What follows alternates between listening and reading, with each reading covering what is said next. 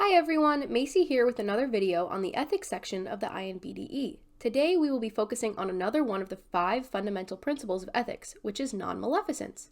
Non-maleficence simply means to do no harm, and this means that as the dentist we are trusted to do everything we can to avoid bringing harm to the patient who we are trusted with. Let's go ahead and take a look at everything that falls under this principle, and warning, there is quite a lot. The first way we can maintain the principle of non-maleficence is through our education. We want to keep our knowledge and skills up to date, such as by taking CE or continuing education courses. This allows us as dentists to always provide the patient with care based on new developments and data. Imagine years ago if a dentist graduated dental school before composite fillings were being taught and they just neglected to learn about the new advancements in the field. That would be a breach in non-maleficence. Another component of non-maleficence concerns consultations and referrals. It is very important to consult specialists and refer patients when necessary. We as dentists need to know the limitations of our individual skills and not bring harm to a patient by doing a procedure outside our scope of work. If a dentist does decide to refer a patient, then the specialist should return the patient after care unless the patient prefers otherwise. The specialist should also inform patients of any need for further care when completed with that treatment. A final important point about consultations under non-maleficence is that second opinions are given based on professional judgment and not in the goal of making the patient switch providers. If a patient comes to you for a second opinion about a treatment plan, it is unethical to only tell them what they want to hear so that you can deliver the care rather than the previous dentist. It is your role as the dentist giving the second opinion to just be honest when discussing the treatment plan and to expect the patient to return to their original provider for the care. The roles and responsibilities of auxiliary personnel also falls under non-maleficence. Under this ethical principle, we protect patient health by assigning only legally delegable tasks to qualified auxiliaries. This means that these auxiliaries are not to do anything beyond their legal scope.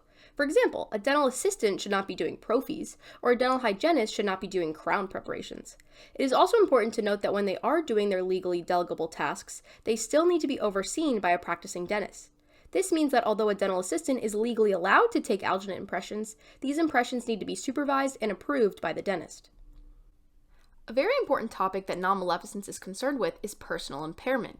You will very likely see a question or two about this on the INBDE. Any type of personal impairment, whether it be physical or cognitive impairment, violates the ethical principle of non-maleficence. Dentists cannot practice while abusing controlled substances, and impaired dentists should limit activity and consult a physician if they need help. Practicing under the influence can definitely impair judgment and control and could cause unintended harm to the patient. Beyond just the dentist, no personnel in the dental office should be abusing substances. For those colleagues suspected of abusing substances, if they deny it, then you must drug test all staff. It is unethical to single out just that employee for testing if you suspect or are told that they are under an influence. It is also important to note that you cannot monitor their behavior or ask other employees about the suspected colleague's history. Things are different for a colleague confirmed of abusing substances. We must ensure they seek treatment immediately. We should refer them to a therapist so they can receive substance abuse therapy. In more extreme cases, we can dismiss the colleague if the law allows for it. It is important to continue to observe their behavior to see if you notice them abusing substances even after treatment. You can also report to a dental society for professional assistance if the colleague is a dentist and is abusing substances. Postexposure and Bloodborne pathogen protocol under non-maleficence says that the dentist should inform any patient who has been exposed to blood or infectious material in the dental office. Post-exposure evaluations of the patient are required so that they can receive treatment as soon as possible if it's necessary and to ensure that they are safe. If the exposure came from us as the dentist, we should cooperate by providing information on the pathogen and submitting to testing. If the exposure came from another source individual, such as a hygienist, we as the dentist should encourage them to cooperate and submit to testing as well. Now, patient abandonment is such an important concept and will also most likely be asked on your boards. Regardless of the reason the dentist is no longer providing future care to a patient, the dentist should not discontinue treatment without giving the patient proper notice and opportunity to obtain services elsewhere. It doesn't matter if we are just retiring, or if the patient has a balance, or if they've missed every other appointment. It is unethical to discontinue treatment without allowing the patient proper time to obtain dental care at another office. We do not have to complete the entire proposed treatment plan for the patient, but we cannot abandon them in the middle of a procedure, such as when they're wearing a temporary crown. And we also must be reasonably available for emergency care for a period of time after the patient dismissal. The exact amount of time depends, but it's usually 30 days, and the patient also usually has to receive written notice of the termination of care.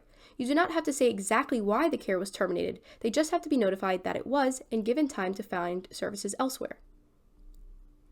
The final concept that falls under non-maleficence is about personal relationships with patients. Dentists should always avoid personal relationships with patients. These relationships can impair professional judgment and jeopardize the vulnerability of the patient. Developing intimate or inappropriate relationships with patients is an exploitation of confidence placed in you by the patient, and it violates the ethical standard of doing no harm. Now let's go ahead and look at some practice questions. Example number 1. If you believe that a dental staff member is abusing substances, which of the following actions should you take? Tell everyone in the office, drug test all employees, drug test that one employee, or wait and monitor their behavior. Now pause it and take a look at these answer choices. The correct answer would be B, drug test all employees. Let's go through the other answer choices. You definitely don't want to tell everyone in the office. That's just not an appropriate thing to do. You don't want to drug test that one employee. It is unethical to single out an employee for drug testing, even if you think they are abusing substances. You need to drug test all employees under non-maleficence. And then finally, wait and monitor their behavior. Even if you just suspect they're abusing substances, you don't want to wait and monitor their behavior because they're currently seeing patients and you could be putting patients at harm. So if you are suspecting them of abusing substances, you need to drug test all employees.